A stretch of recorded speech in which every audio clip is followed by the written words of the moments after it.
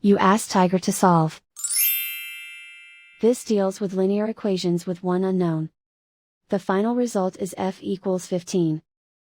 Let's solve it step by step. Rearrange the coefficients. Isolate the f. Divide both sides by -6. Cancel out the negatives. Simplify the fraction. Cancel out the negatives. Find the greatest common factor of the numerator and denominator. Factor out and cancel the greatest common factor. And so the final result is f equals 15.